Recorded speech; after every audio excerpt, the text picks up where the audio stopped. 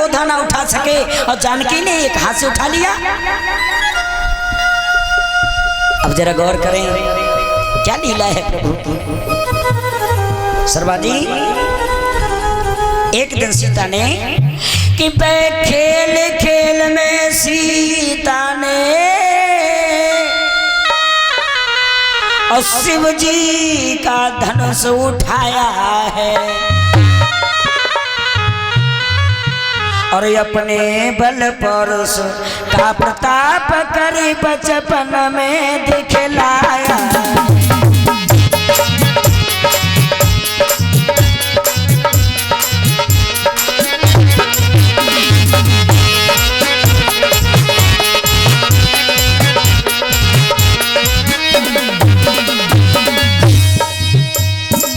खेल खेल में सीता ने शिव जी का धनुष उठाया है अपने बल पौरुष का प्रताप कर बचपन में दिखलाया।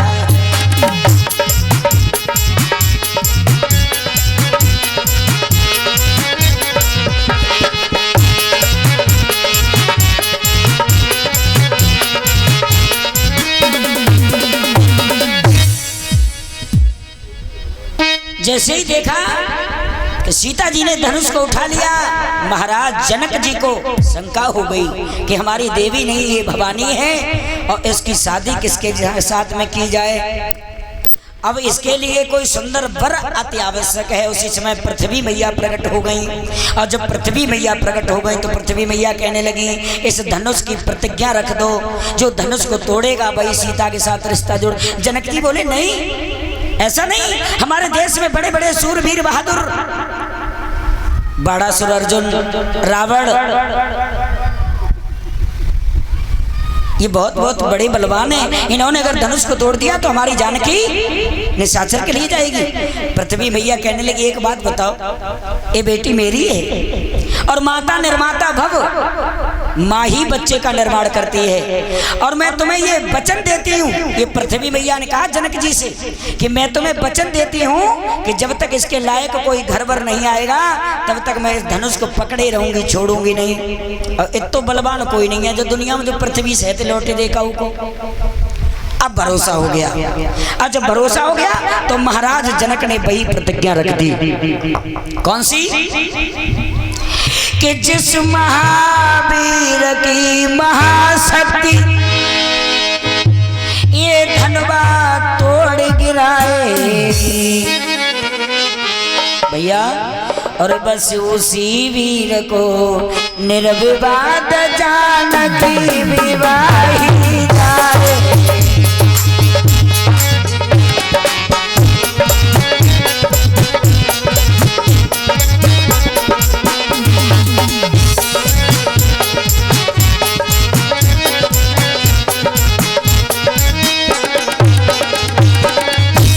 जिस महावीर की महाशक्ति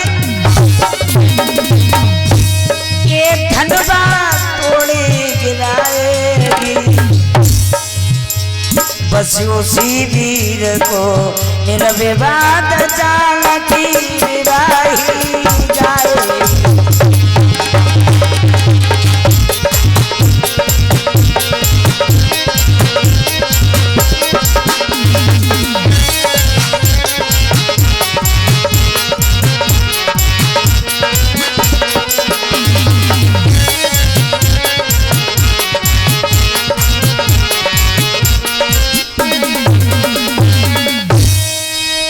जो वीर पुरुष बलवान यहाँ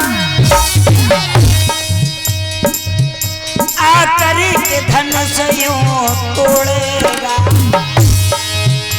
बस वही वीर जामाता बने सीता से नाता जोड़ेगा।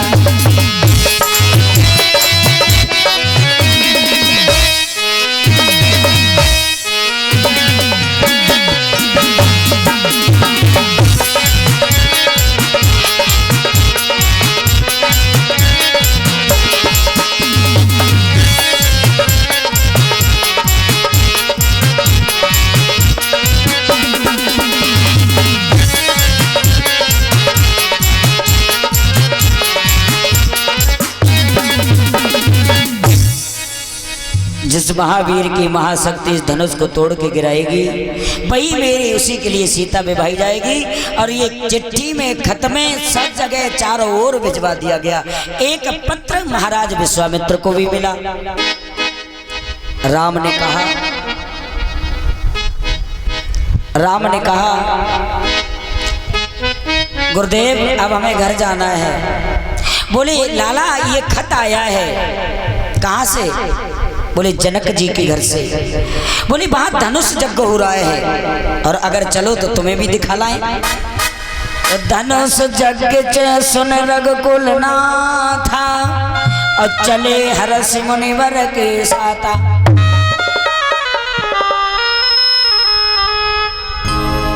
आज धनुष को देख करके सुन करके हंसे। और एक बात और ध्यान रखना, अयोध्या से चले तो राम हंसते रहे। चले हरषि दो वीर जंगल मुनि भव भंजन हरन।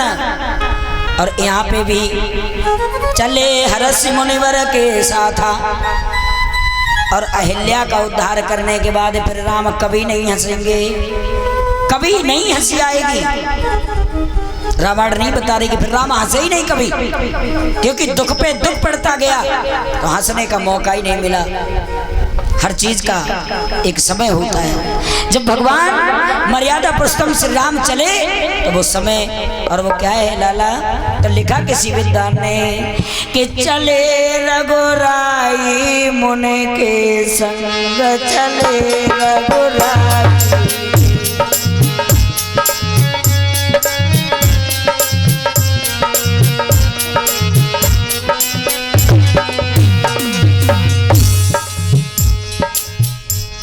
आज भगवान के साथ चले और चलने के बाद धीरे धीरे आगे बढ़े।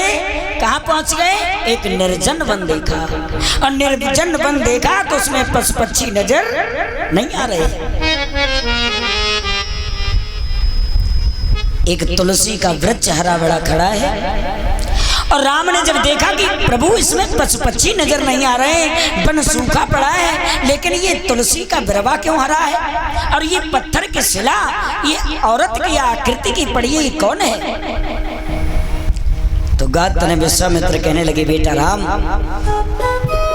आज हम तुम्हें बताएं कि ये कौन। और देखो आज तक कथा तो सुनी होगी आपने अहिल्या की, लेकिन ये नहीं सुना होगा कि अहिल्या किसकी पुत्री है और इसकी संतान कितनी है और ये किसकी पत्नी है। आइए गोस्वामी तुलसीदास ने बड़ा सुंदर भाव दिया। आज गात ने विश्वामित्र समझा करके कहने लगे लाला जो ये पत्थर की शिला स्त्री पड़ी है ना, ये मालूम है कौन है? कि वरुण सुबन गौतम की जाई, ये वरुण सुबन गौतम की नारी, वरुण सुबन गौतम की नारी, जो है सतानंद महादारी।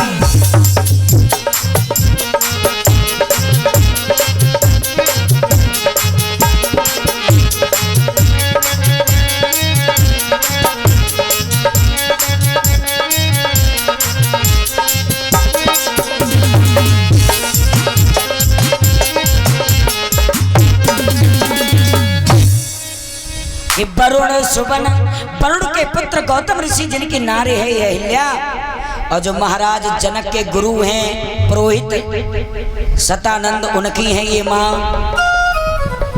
बोले फिर पत्थर की कैसे बन गई? बोले पत्थर बनी इंद्र की कार, इंद्र के कारण ये पत्थर की बन गई। बोली कैसे?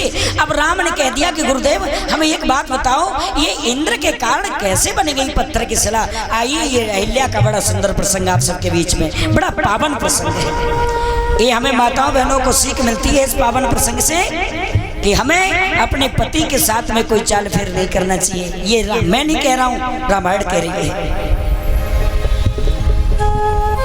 अब गात ने विश्वामित्र बताने लगे कि एक बार ऐसा हुआ, अहिल्या जो थी ना वो स्नान करने के लिए और जैसे ही गई है और इसने स्नान की तो अपने केसों को सुखा रही थी। आजकल माताएं बहनें अपने केसों को सुखाती हैं तो कोई स्टॉल वगैरह होता है उससे साफ कर लेती बार। पहले अगर आगे आने वाले समय में या पीछे बैकग्राउंड में देखो तो माताएं बहनें अपने बाल काय से सुखाया करती थी मालूम है? बालों को खोल लिया, फिर एक छोटी सी संटी ली, उससे संटी से मारा करती थी, सुखाया करती थी। आज अहिल्या ने अपने केसों को सुखाया और देवराज इंद्र की नजर पड़ गई। और जैसे ही नजर पड़ी तो देवराज इंद्र कामातुर हो गया। बोले ये तो बड़ी सुंदर है और ये सुंदर, इसे तो मेरी पत्नी होना चाहिए था। अरे कहाँ एक महात्मा के साथ पड़ी है।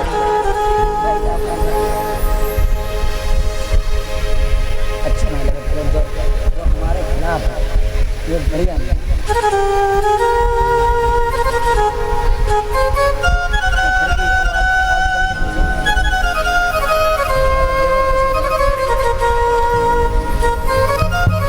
मेरे भागवत के प्रेमियों थोड़ा शोर कम करें और जरा समझें। ए अहिल्या को देख करके जब गातने ने समझाया, बोले देवराज इंद्र ने जिस समय देखा अहिल्या की तरफ तो ये कामातुर हो गया और मन में सोचने लगा कि बने जाती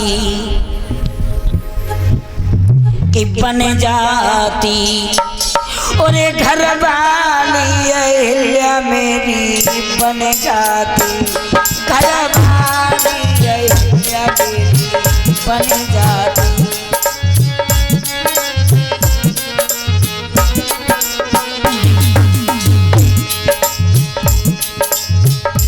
इसे तो मेरी नारी होना चाहिए था और ये तो बड़ी सुंदर है। अरे कहाँ एक महात्मा के चक्कर में। और बोले सुबह है अनंग अंग इंद्र का ओ लोभिया,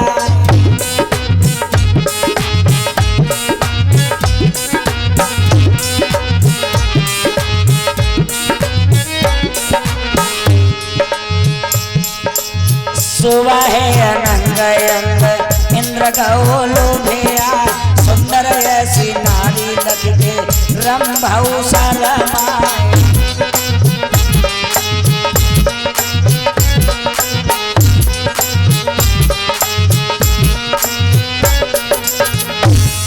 अरे कितनी प्यारी प्यारी मेरी बन जाती, घरवाली अहिल्या मेरी बन जाती, घरवाली अहिल्या मेरी।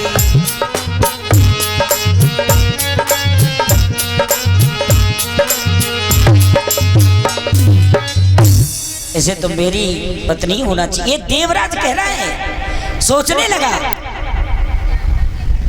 अब एक बात ध्यान रखना, देवराज इंद्र ने सोचा कि जाके साथ अगर हम छल करें तो कैसे करें। महात्मा पूरे दिन घर में ही रहते हैं और जब कोई घर में है तो हम जा भी कैसे सकते हैं।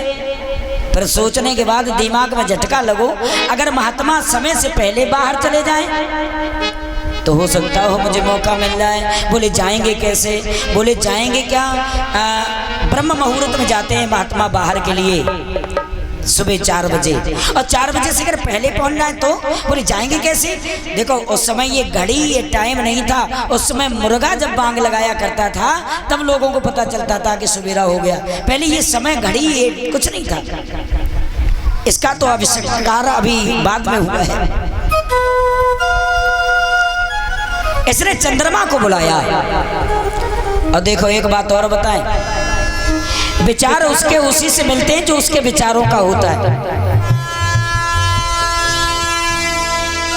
विचार उसके उसी से मिलते हैं जो उसके विचारों का होता है, क्योंकि चोर की दोस्ती चोर से होती है और साहूकार की दोस्ती साहूकार से होती है। अच्छे इंसान की दोस्ती अच्छे से होगी और जो गुंडा लफंगा हो गया तो उनके यार दोस्त भी वैसे होंगे। ये चंद्रमा भी बड़ा नीच है, ये चंद्रमा भी बड़ा नीच है। इसने अपने गुरु बृहस्पति की पत्नी का अपहरण किया जिसमें बुध नाम का पुत्र पैदा हुआ। अब बताओ, गुरु की पत्नी गुरु माता वही, अब बेहरण कर लाए और बाकी साथ में एक पुत्र पैदा हुआ जिसका नाम पड़ा बुध। और देखो ये यादव वंश भी यहीं से स्टार्ट हुआ है। ब्रह्मा के अत्रि, अत्रि के चंद्रमा और चंद्रमा के बुध, बुध के पुरवा, पुरवा के नहुस, नहुस के यायात और यायात के महाराज यदु, और इन्हीं यदु के 23 पीढ़ी बाद हमारे भगवान कन्हैया का जन्म हुआ। बड़ा वंश पावन है।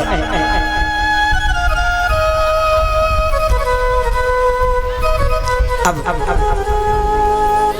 चंद्रमा को बुलाया और चंद्रमा से एक बात कही, भैया एक मेरा काम कर देना। क्या?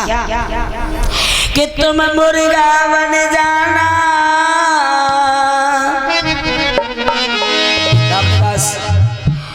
तुम मुर्गा बन जाना और मैं बाबा बन जाऊंगा। मेरी बात समझ रहे हो ना? बोली कहना क्या चाह रहे हो? बोली भाई तो बता रहा हूं कि तुम मुर्गा बन जाना और मैं बाबा बन जाऊंगा। तुम द्वारे पर रहना, मैं घर घुस जाऊंगा। तुम द्वारे पर रहना, हम घर घुस जाऊंगा।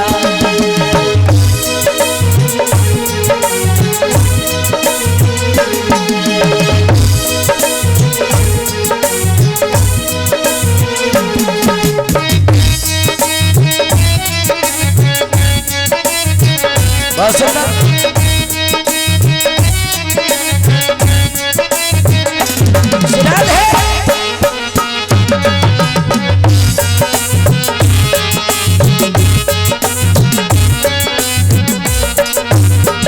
और बोले हमसे पहले जाकर, सुनो ना, हमसे पहले जाकर तुम ताक झांक लेना। जब ताक लगे तेरी आवाज लगा देना।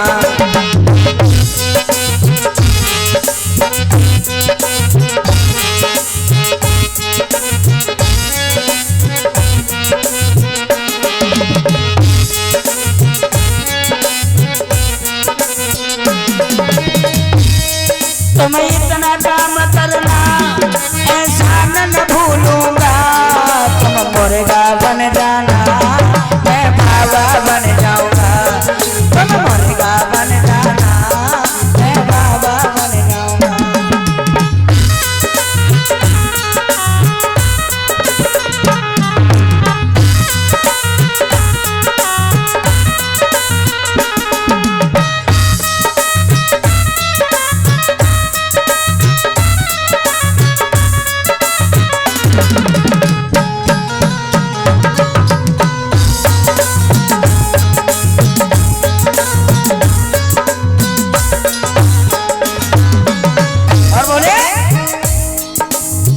चंद्रमा से तुम मुर्गा बन करके, तुम मुर्गा बन करके आवाज लगा देना। हम घर घुस जाएंगे, तुम द्वारे पर रहना। हम घर घुस जाएंगे, तुम द्वारे पर रहना।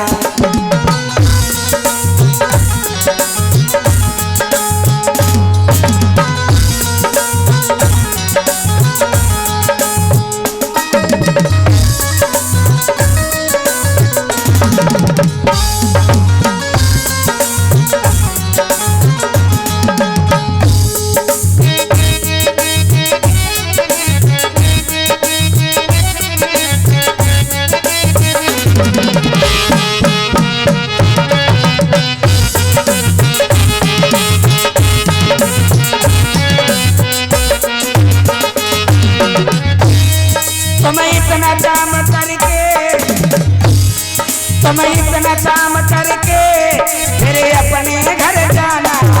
मैं बाबा बन जाऊंगा, तुम मुर्गा बन जाना। मैं बाबा बन जाऊंगा, तुम मुर्गा बन जाना।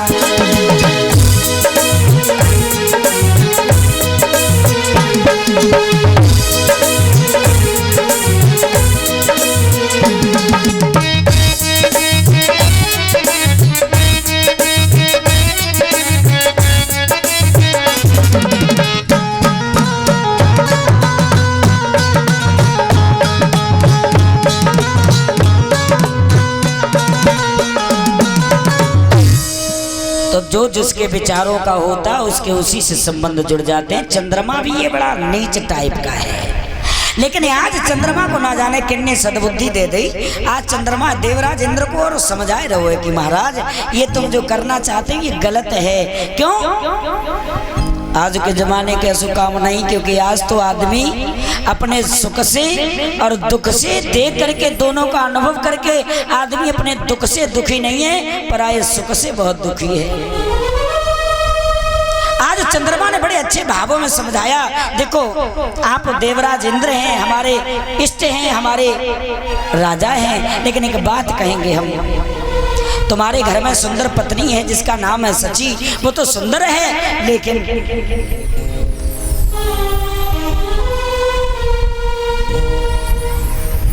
तुम ये विचार कैसे कर सकते हो? और क्या समझाओ है देवराज इंद्र को चंद्रमा ने? सुनो, तुम्हें नहीं मालूम है कि पर नारी की प्रीति, लोगों बड़ी समझदारी की बात है। अब ये समझना, ये मैं नहीं कह रहा हूं, ये भागवत बता रही है कि पर नारी की प्रीति और फूस की तपनी, चाहे रखो मूड़ को काटी और होते नाए अपनी। पराई स्त्री कभी अपनी नहीं हो सकती है। और जैसोई रंग कुसंग की चादर और तैसोई रंग जा पराई त्रिया को, और हाल ही में हंस के बोले और हाल ही में कर दे जा तू खतरा को। एक कवि बड़ा अच्छे शब्दों में समझा रहा है, समझना काम आपका है कि धोबी की नांद को कहा पिघरे और जब मैल छटे सिगरे कपड़ा को, ओसन से प्यास बुझत नायने तास पानी भलो अपने घड़ा को। और चंद्रमा ने समझाया, अरे पागल हो गए, तुम्हें नहीं मालूम कि जिस खेत में पैदावार नहीं उसमें तो कांस हो जाता है।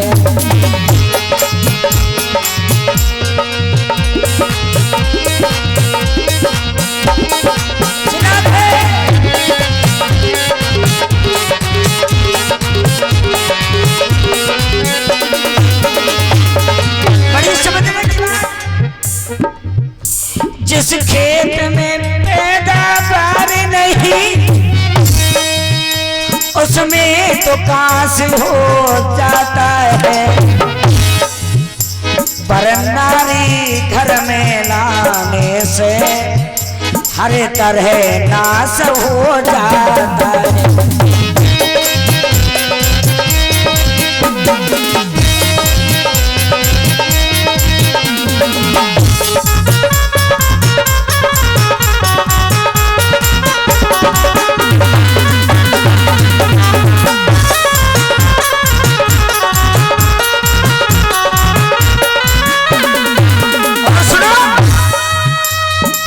जोड़ करके बोले देवराज इंद्र से चंद्रमा, यदि करना है तो शुभ कर्म करो,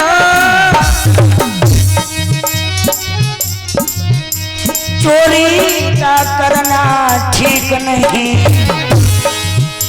यदि हरना है तो निज दोष हरो, अहिल्या छल करना ठीक नहीं।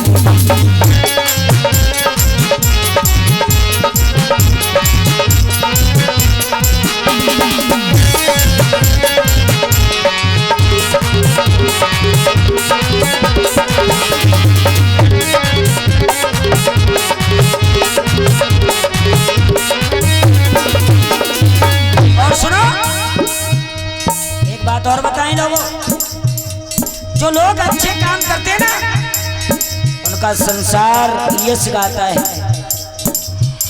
अच्छे कर्मों के करने से जग में प्रकाश हो जाता है। जिस घर में शौच निवास करे हर तरह नाश हो जाता है।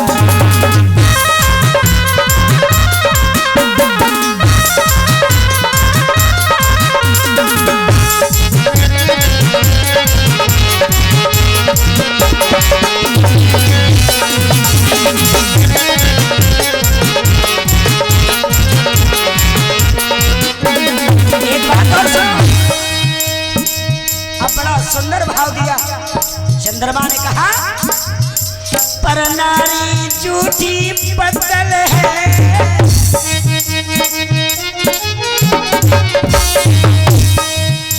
पर नारी झूठी पत्तल है, इस पे कुत्ते ललचाते हैं।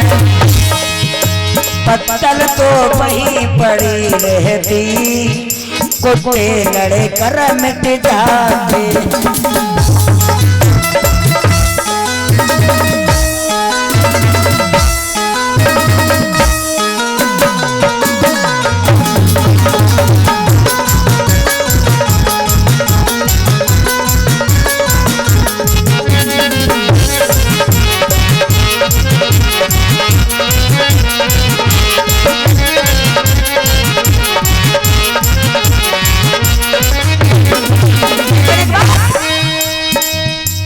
किसी ने सत्य लिखा क्या, ए प्रीति करो तो करो मर्द से, ये मैं नहीं कह रहा, चंद्रमा समझा रहे हैं देवराज इंद्र को। ये प्रीति करो तो करो मर्द नारी से प्रीति करो ना, पर नारी अपनी नाई होती बिनयाई मौत मरो। नारी अपनी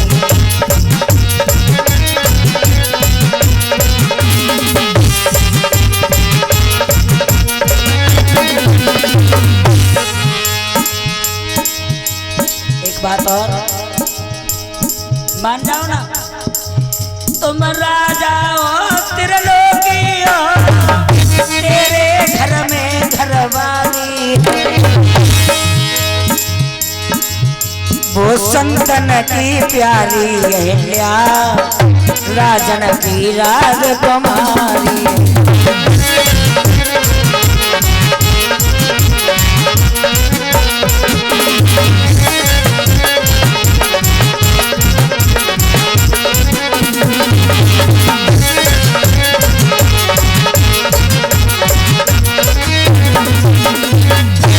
बोले अहिल्या छल करना ठीक नहीं है प्रभु। चंद्रमा ने समझाया कि यदि हरना है तो निज दोष हरो, और चोरी का करना ठीक नहीं, यदि करना है तो शुभ कर्म करो, और अहिल्या छल करना ठीक नहीं। मान जाओ ना, लेकिन जब तुम्हें मालूम है जिसकी बुद्धि विपरीत हो जाती है उसे अच्छी बात भी अच्छी नहीं लगती है। जिसको काल शीश पर नाचे, और पोथी उल्टी धरी बाँचे। मेरे भागवत के प्रेमियों, आज इससे अच्छी बात सीख नहीं थी, समझ में आ रही है, लेकिन चंद्रमा से कहने लगे तुझे चलना है कि नहीं, हाँ या ना में जवाब दे। तो चंद्रमा भी क्या कहता, लाला क्या कहता चंद्रमा?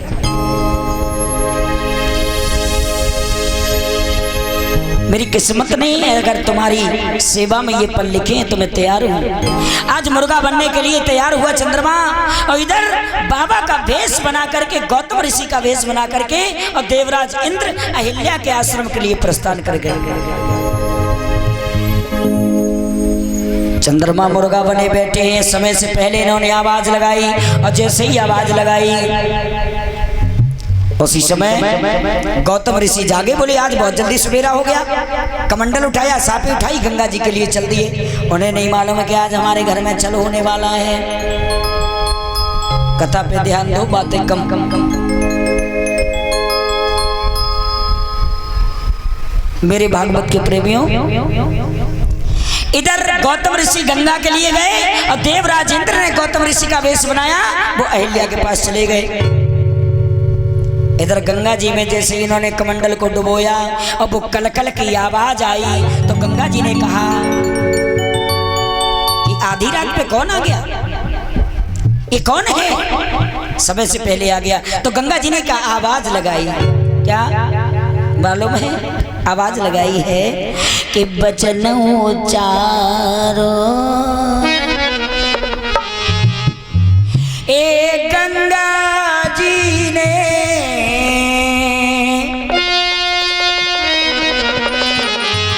बचन उचारो। अरे भाई कौन हो तुम? ये आधी रात पे क्यों आ गए, क्यों जगा दिया मुझे? और जब ऐसे शब्द सुने तो गौतम ऋषि ने कहा शायद अब हमसे धोखा हो गया। तो गंगा जी ने फिर कहा कि बचन उचारो, गंगा जी ने बचन उचारो।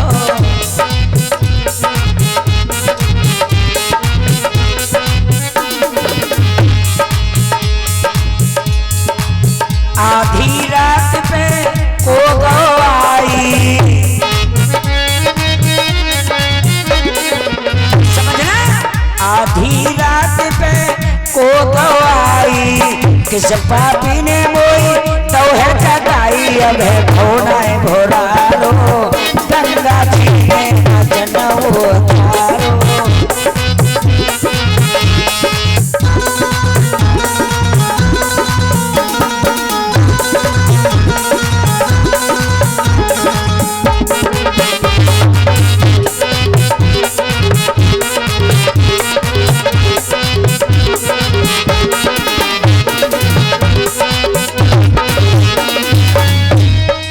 कौन हो भाई?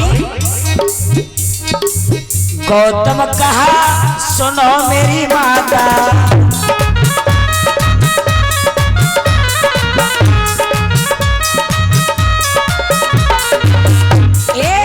गौतम कहा सुनो मेरी माता, मैं तो नहाए को रोज ही आता।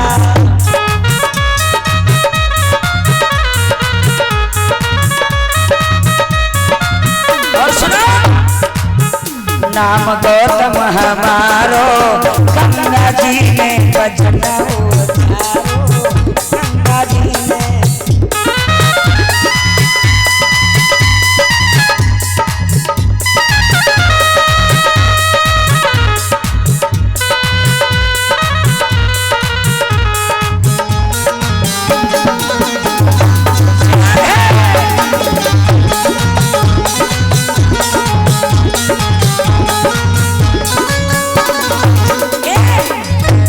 बचन उचारो, गंगा जी ने बचन उचारो।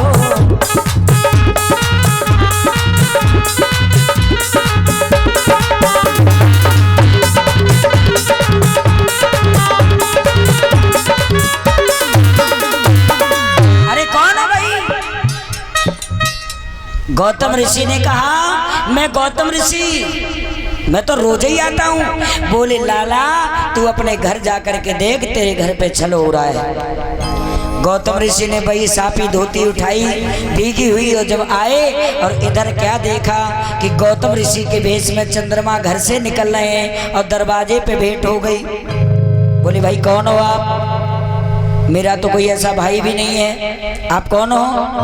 उसी समय जो नेत्र बंद किए सब हाल समझ गए, और जब हाल समझे हैं तो इन्होंने देवराज इंद्र को श्राप दे दिया। गौतम ऋषि ने, अरे जा रे नीच, एक भव के कारण तूने हमारा पतिव्रत धर्म नष्ट कर दिया, हमारी पत्नी का, और जा मैं तुझे श्राप देता हूँ कि तेरे शरीर में 1000 छिद्र 1000 भव हो जाए। अब राजा के शरीर में ये कमियां हो जाएं तो प्रजा का हाल क्या होगा। चरणों पे गिर पड़े, और जब चरणों पे गिरे हैं तो देखा क्या कि संत थोड़े दयालु होते हैं। कवि ने लिखा है कि संत हृदय नम नीति समाना,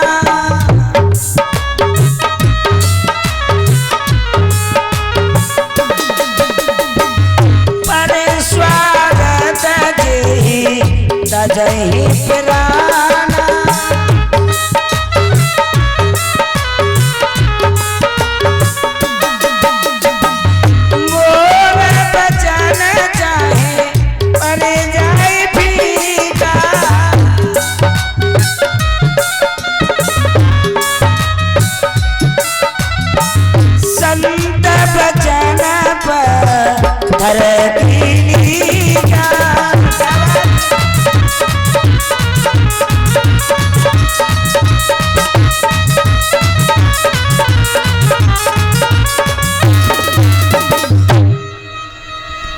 संत हृदय, जैसे बारिश होती ना, बारिश, और बारिश में बलबूजा बनते हैं और बन करके टूट जाते हैं, ऐसे होते संत। छड़ा रुष्टा छड़ा मना, संत जो होते हैं वो छड़ में रूठ जाते हैं, छड़ में मन भी जाते हैं।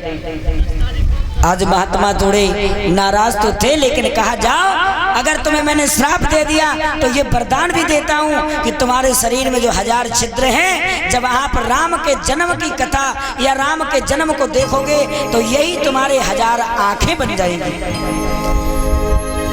देवराज इंद्र को शस्त्र नैन कहते हैं। शस्त्र माने 1000 और नैन माने आंख, इनके 1000 आंख है।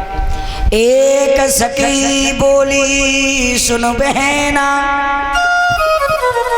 और 3042 नैना। 5 पुरुष ऐसे अवतारे, और 3021 सरवारे।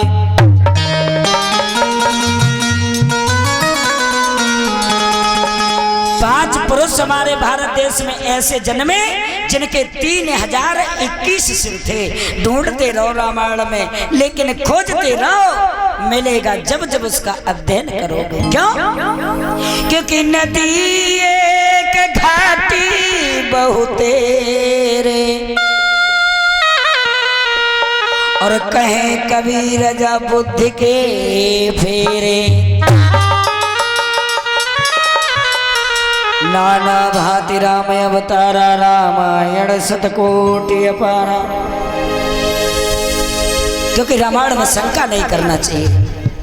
आज देवराज इंद्र को वरदान तब तक चंद्रमा पर नजर पड़ गई, और चंद्रमा के बई घी की धोती मारी। गौतम ऋषि ने जो आज तक धब्बा नहीं मिट पाया, आप चंद्रमा में देखते जो धब्बा लगा हुआ है ना, ये गौतम ऋषि की साड़ी का है, धोती का है। ये धब्बा आज तक नहीं मिट पाया, और उसे श्राप दे दिया कि भद्र शुक्ल चौथ को जो तुझे देखेगा उसे बिना किया हुआ पाप लगेगा।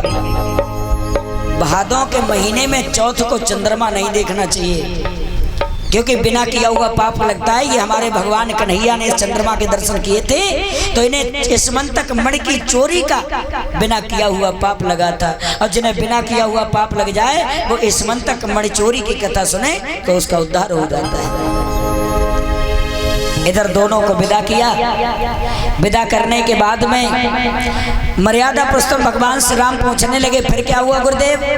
बोले फिर इन्होंने अपनी पत्नी को भी श्राप दे दिया कि जाओ तू पत्थर की हो जा। ये वही पत्थर की शिला नारी अहिल्या पड़ी है। बोले अब? बोले ये तुम्हारे चरणों की रज चाहती है। तो भगवान ने देर नहीं की कि करुणा करके करुणा करने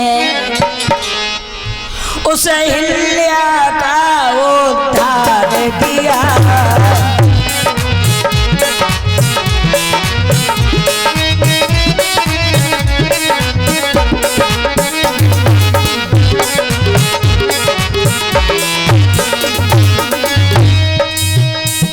करुणा करके करुणा करने उस नारी का उद्धार उस नारी का उद्धार के श्राप से वंचित थी, पति के कदमों से पार किया।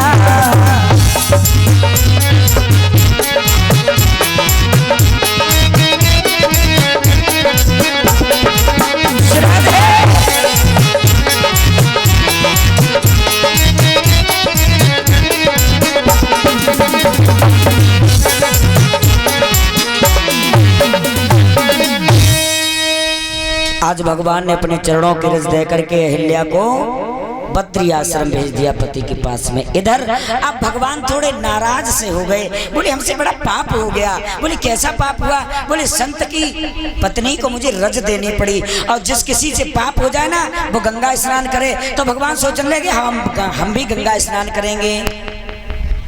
आज गंगा स्नान की सूची क्यों लाला? कि राम लखन मुनिवर के संगा, राम लखन मुनिवर के संगा, कई जहाँ जग पावन गंगा।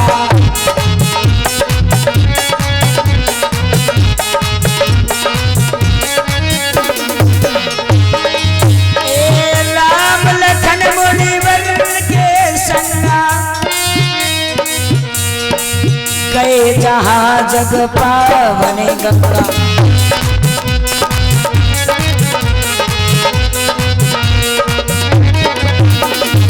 एक बात और, किसी तीर्थ में जाओ, किसी तीर्थ में जाओ, पहले उस तीर्थ का भाव समझो। अब राम ने पूछा ये गंगा कैसे आई?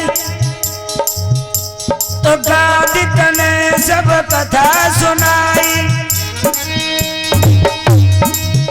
ये गादित ने सब कथा सुनाई, अब यही प्रकार सुर सरे मही आई।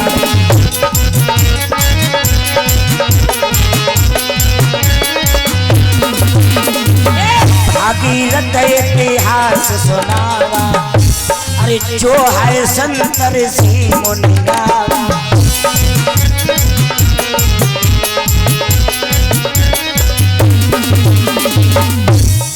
गंगा में स्नान करने से पहले भगवान ने पूछा ये गंगा कहाँ से आई?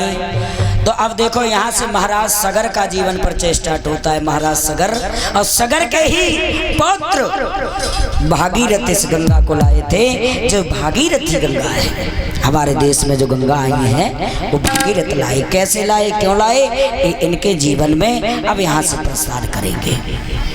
इधर भगवान ने गंगा में स्नान किया, दान किया। दान करने के बाद में ये मिथिला नगरिया में अमराही वन में रुक गई। अमराही वन में, अमराही वन कहते हैं आम के बगिया के लिए। आम की बगिया में रुक गए। और इधर जैसे ही देखा है जनक जी ने कि हमारे यहाँ गात्र विश्वामित्र पधार चुके हैं। लेकिन एक बात और ध्यान रखना कि जनक जी के गांव की गोस्वामी तुलसीदास ने बहुत बड़ाई कर दी। जनकपुरी की बड़ाई, इतनी बड़ाई कह तो रामायण में लंका की बड़ाई करी गोस्वामी तुलसीदास ने, और कह बड़ाई करी है जनकपुरी की। क्या तो लंका की भी बहुत बड़ाई की। लंका की बड़ाई कैसे करी? क्योंकि लंका में बगैर बुलाए भगवान पहुंच गए। लंका में बगैर बुलाए भगवान पहुंच गए। और गोस्वामी तुलसीदास कहते हैं कि मेरा हृदय लंका बन जा, जो भगवान को बुलाना ना पड़े, अपने आप अंदर आ जाए और मेरे कष्ट मिटा जाए। और जनकपुर की भी बहुत बड़ाई की। क्यों? कि पुर नर नारी और सुबह सोची संता,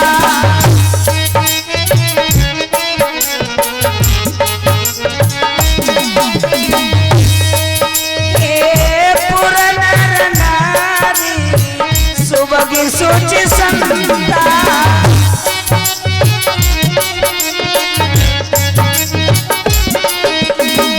धर्मशील ज्ञानी गौड़बंगा,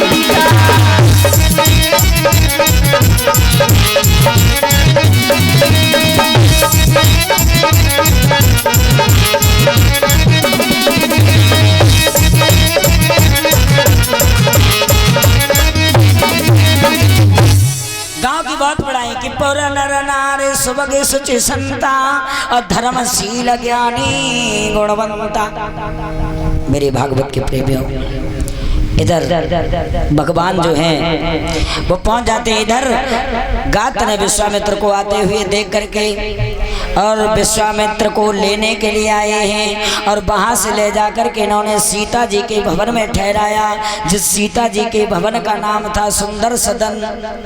आजकल हम मकान बनवाए लेते हैं, काऊ पर लिखवाए देते हैं चौहान भवन, यादव भवन, मौर्य भवन, मतलब अपनी जाति से अंकित कर देते हैं। आज अयोध्या में जाओ आप, लेकिन अयोध्या में किसी के नाम से भवन नहीं बने होंगे।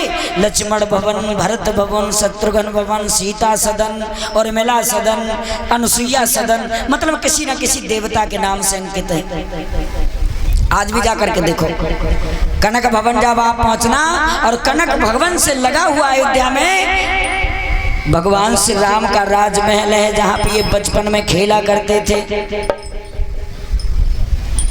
मेरे भागवत के प्रेमियों, अब इन्होंने देखा कि संध्या का समय है, और वहाँ पे जब रुके हैं तो इन्होंने कहा कि संध्या का समय है, और बैठ करके भगवान का बोली थोड़ा समय रह गया है। तो लक्ष्मण का मन समझ करके भगवान ने कहा कि लक्ष्मण क्या सोच रहे हो? बोले सोच तो भैया जा रहे हैं कि जब ये नगर इतना सुंदर है तो जब नगर को देखे आए कितना सुंदर है, और गुरु जी की आज्ञा नहीं है, अब डरते भी हैं और जाना भी चाहते हैं, लेकिन गुरु समझ गए। तो गुरु जी ने कहा कि जाओ, लेकिन सबके नैन सफल करके आना, सबको दर्शन दे करके आना, बगैर दर्शन कोई ऐसा न छुप जाए जो तुम्हारे दर्शन न हो। आज दोनों राजकुमार जब जनकपुरी के लिए चले तो क्या दृश्य था जनकपुरी का, मालूम है? दोनों राजकुमार हंस जैसी जोड़ी, लाला शर्मा जी, मालूम है जब दोनों राजकुमार पहुंचे कि सोने को गुमान गयो पीतल को, सोने को गुमान गयो और पीतल को देख करके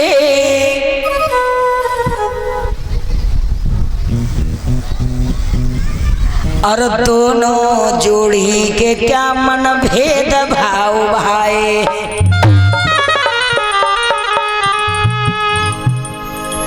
इतने तो सुंदर है राम लक्ष्मण दोनों भ्रात, और हजारों लोगन के चित्त राम ने चुराए, और अपने अपने हृदय को संभाल के रखियो, क्योंकि आज दोनों राजकुमार पुरी में चोर आए।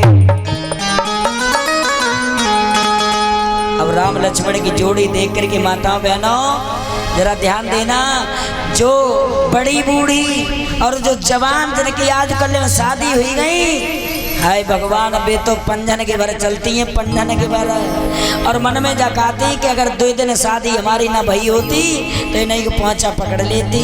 ये तो बड़े सुंदर है के अटारी और झरोकों से देख देखी सखी लोग, और नेक ना यघाती नेक पलक ना चलाती है।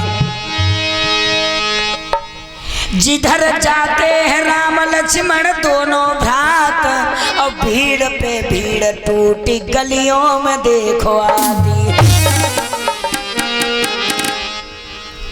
तो गाने वाली मौन वहां पर, और कुआरी वो पछताती है, और दोनों को देख देख के डुकरियां ना रह पाती।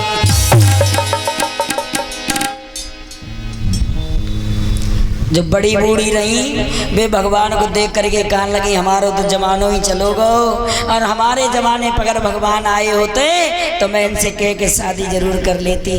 और जो कुंवारी है कुमारी, अरे दैया भाजती घूमती है, भाजती पंजन के भर ना जाने भगवान नहीं संग हमारी चाई माई हो जाए। हाँ, और जो आज कल में जिनके गौने भय वे तो कहती हमारी तो किस्मत फूटी गई। एक सखी बोली कि हम इन्हें जानते हैं, जनकपुरी की एक बिटिया जाओ करती थी अयोध्या को, तो बोले हम इन्हें जानते हैं। सुनो सकिता सुमित्रा माता, ये छोटे हैं ना, इनकी माँ का नाम सुमित्रा है। और बोलिए कि सुनो कि बड़े नीके लगे, बड़े नीके लगे, अरे बड़े प्यारे लगे। और रघुवीर मेरी सजनी के लगे, रघुवीर मेरी सजनी प्यारे लगे।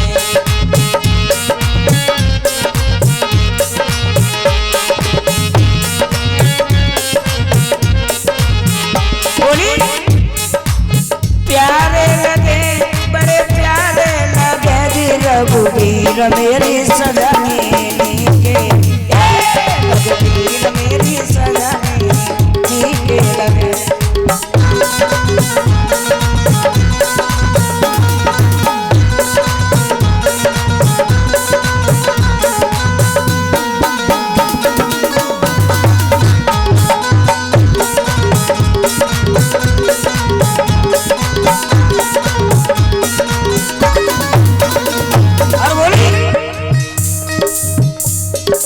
छोटे छोटे हाथन में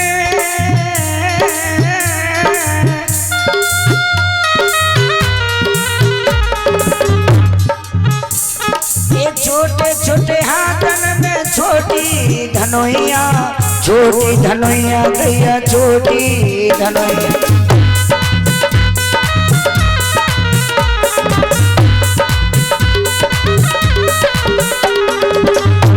और छोटे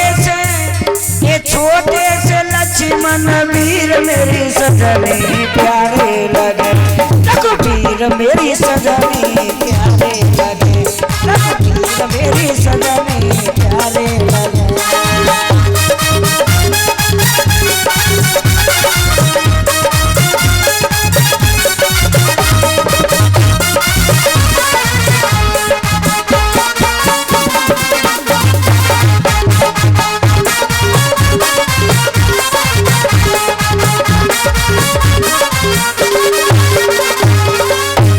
बोली बहना तू जानती है? बोली हाँ। अब भगवान श्री राम ने सबको दर्शन दिए, छोटे छोटे बच्चे ले जाकर के दिखा रहे हैं ये धनुष होने वाला है, ये राजा लोग यहाँ पे टिके हैं, लेकिन जानकी को दर्शन नहीं हुए। माता बहनों जरा जानकी को दर्शन क्यों नहीं हुए? क्योंकि जिस बिटिया की शादी होते ना, वह बिटिया को पहले से अंदर घर रखे दो जाता। अब जानकी को जब दर्शन नहीं हुए तो सखियन ने बताओ दोनों राजकुमार बड़े सुंदर है। तो सीता जी ने एक चंद्र प्रभा नाम की सखी थी, और चंद्र प्रभा नाम सखी को एक फूल दिया और बोले जाओ ये फूल हमारे प्रभु को दे देना। चंद्र प्रभा नाम की सखी गई और इसने जैसे ही भगवान के पीछे से फूल मारा तो भगवान ने मुड़ करके देखा तो उसने धीरे से इशारा किया। क्या इशारा किया? कि ऐसे ही चले आइयो, सुनो ना, अरे ऐसे ही चले आइयो राजू, अरे भोर मेरी बगिया ऐसे ही चले आइयो।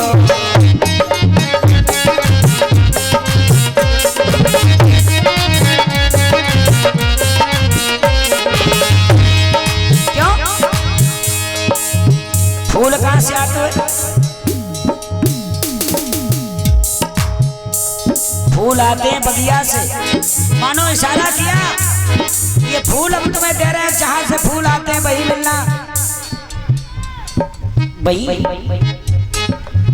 और बोली ऐसे ही चले आइयो, अरे भोर मेरी बगिया ऐसे ही चले आइयो।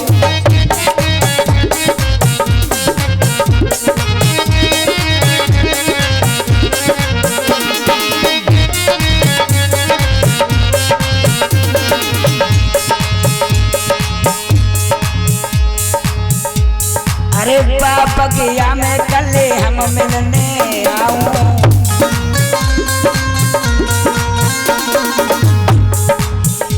सीता के संग सखिया ऐसे ही चले आइयो, और मेरी बगिया ऐसे ही चले आइयो।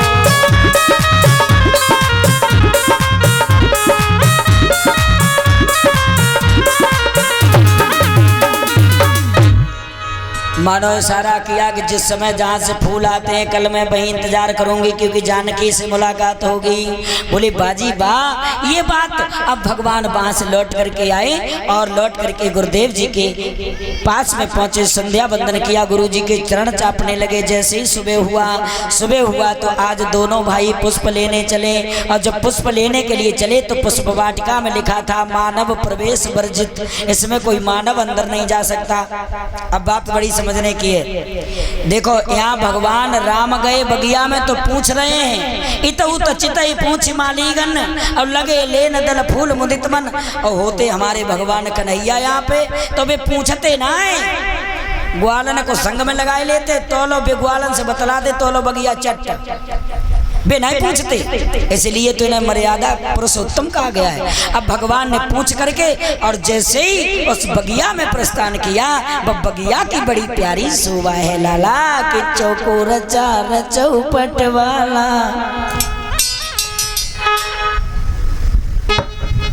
चौको रचा चौपट वाला,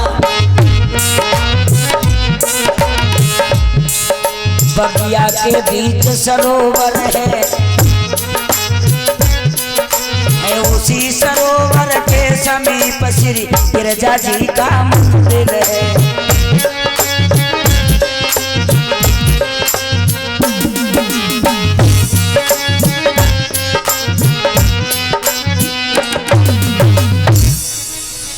सुंदर गिरजा जी का मंदिर।